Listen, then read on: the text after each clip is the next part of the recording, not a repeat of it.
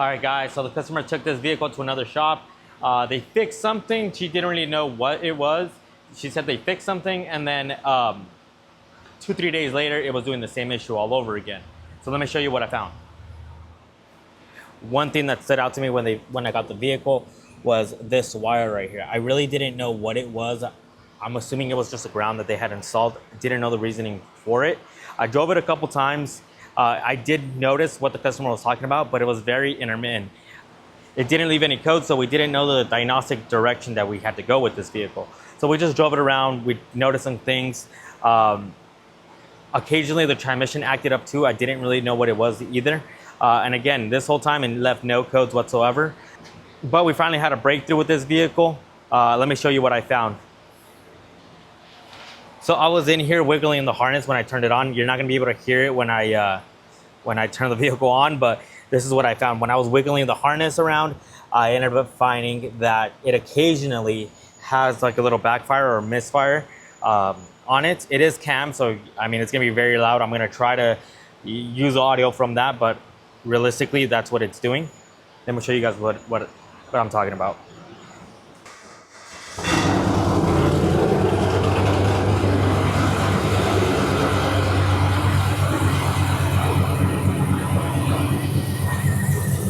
So I was in here moving this harness around, the whole thing.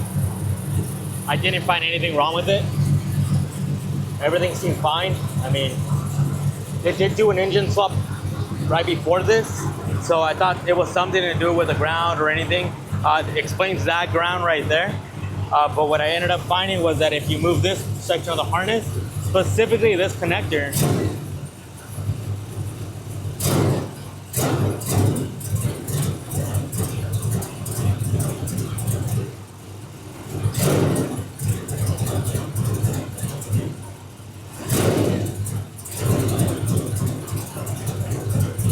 all right, so as you guys saw, once you move the harness for the ignition coils, you did see it flare up or, idle down. It did backfire and it did run rough. So I know my issue is gonna be right there. I just don't know what wire it is. So I'm assuming it's gonna be a ground, considering there's a ground right there. But I brought out the oscilloscope, so I'm gonna bring out the oscilloscope, wire all that up, check it out, and give you guys a waveform of what it's doing. All right, guys, so we're gonna be testing out these coils right here. I already back probed it into these connectors, which is gonna be A and D for cylinder number 1. It's gonna be the ground, and it's also gonna be the power coming in as well. I'm gonna back probe into those and see what we find, or any loss that we find. All right, so I have the camera pointing at the screen really quick, so I'm gonna wiggle the harness and see if it drops down. All right, guys, and just in case you're wondering, it's at 1 second of division, and it's a 20-volt scale. And even though I move the harness around, I mean, it doesn't really. Now I'm gonna change it to the ground side really quick. Okay, so now it's on the ground side of it. And now even if you move the connector around just a little bit, you do see that it cuts out occasionally.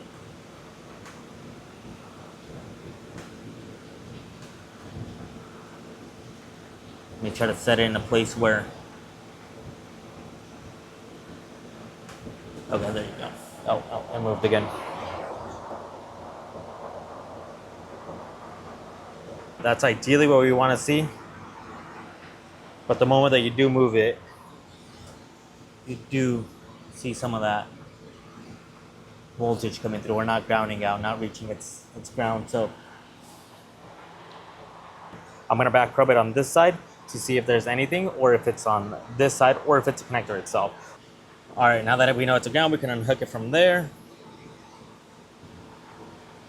Don't have any issues there on this side of the connector. So I'm gonna back probe it on this side of the connector, see if we have any issues, or if it's an issue from right here further down and into these harnesses over here. Oh yeah, you see right there.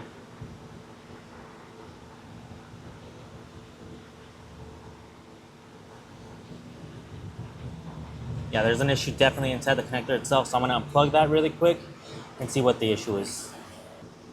All right, not too sure if you guys can tell there, but that pin is definitely bigger than all the other ones. So the issue was never the actual wire itself. So this ground right here was pointless. I'm gonna take that off really quick. That, and it wasn't even tight on there. But the issue was never that extra ground that we had on here, or the issue with the ground harness itself, or the location of it. It simply was that pin. I'm not too sure if you guys can see that in there, but it definitely looks looser. So I have a pin right here. So if you definitely just stick it in anywhere, see how this one just slides right in? Look at these. See how those don't really want to slide in, and they actually have good pin tension? That's the issue right there. These all have great pin tension. You get to the ground right here, and it just drops right in. So that's the issue we're having this whole time right there. So I'm gonna replace that pin and go from there. All right, guys, so we can't get this clip out of the way. So I'm gonna pull back some of this loom right here, just so that we could have a good shot at taking out that clip.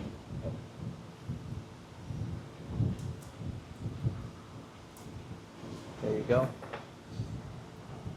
Now that we have the space, we can slide this harness connector back. Take this out of the way.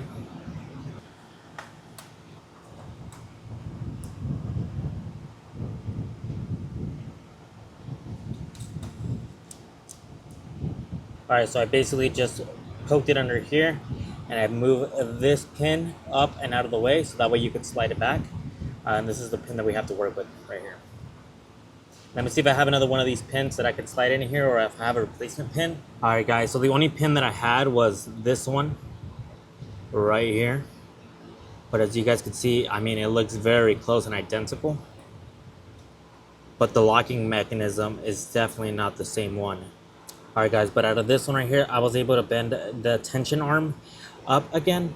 So I was able to get some tension back on the pin. And as you guys can see, it's pretty on there. You're comparing it to one of the old ones, like it's on there as well. Like,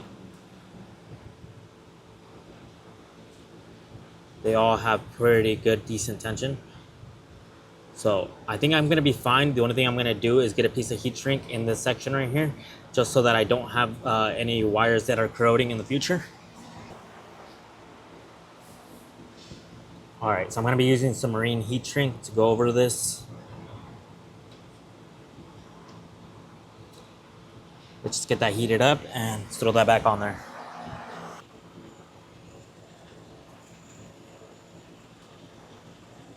All right, now that it's heat shrunk and we're protected from the elements, all we're gonna do is just slide that back in the same direction we took it out.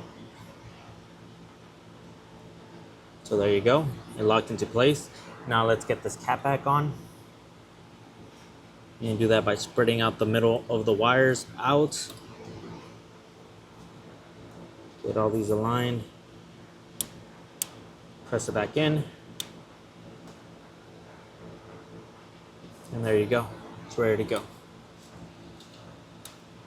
So don't know if that pin was just bent, or at one point they bent the pin and that's what caused it. But now, should be good to go.